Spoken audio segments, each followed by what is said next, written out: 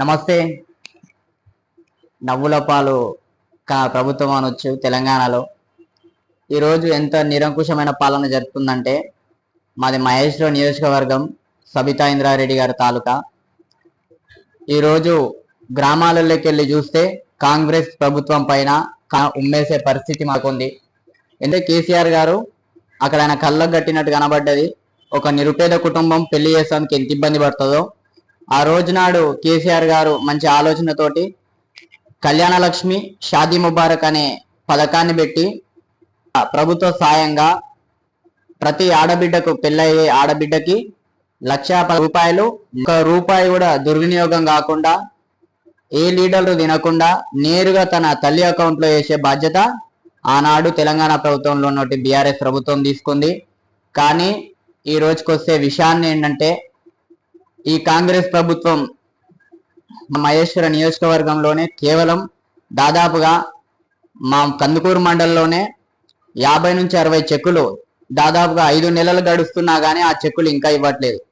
ఇంతకుముందుకు ఎలా ఉండేనంటే, ఏ మండల్లో ఆ మండల్లో ఎంపీడీఓ ఆఫీస్కి వెళ్ళి అక్కడ అందరినీ కూర్చోబెట్టి అందరికీ చెక్కులు పంపిణీ చేసేవారు. ఎమ్మెల్యే గారు వచ్చి ఇంకా అఫీషియల్స్ ఎవరైతే ఉన్నారో ఎంపీపీ కానీ వాళ్ళందరూ వచ్చి ఇచ్చేవాళ్ళు.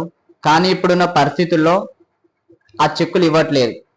ఎందుకనంటే బీఆర్ఎస్ వాళ్ళతో ఇప్పిస్తే ఎక్కడ మంచి పేరు వాళ్ళు తీసుకోబోతున్నారు అనే ఓ దురుద్దేశం పెట్టుకొని కాంగ్రెస్ పార్టీ వాళ్ళు, శ్రీధర్ బాబు గారు విజ్ఞానం ఉన్న వాళ్ళైతే ఇలాంటి పాలన అయితే చేరు.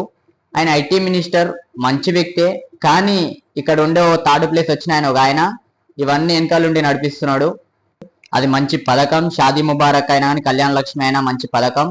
మీ అందరినీ విజ్ఞాపించుకుంటున్నా, ఇలాంటి పాలన మంచి పద్ధతి కాదు, ప్రజలు విశ్వసించారు దీన్ని. సబితా ఇంద్రారెడ్డి గారి మీద కోపం ఉంటే రాజకీయాల్లో చూసుకోండి, సబితమ్మ దాని మీద సై. కానీ నిరుపేదలకు అన్యాయం జరగకుండా మాత్రం తను చూస్తుంది. ఆ రోజున మీరు చెక్కులు పంచుతుంటే మీకు గుర్తుండొచ్చు, చెక్కులు పంచుతుంటే సబితా ఇంద్రారెడ్డి గారిని పిలవకుండా ఏదో థర్డ్ ప్లేస్లో వచ్చిన వాళ్ళని పిలుచుకొని మీరు చెక్కులు పంపిణీ చేశారు.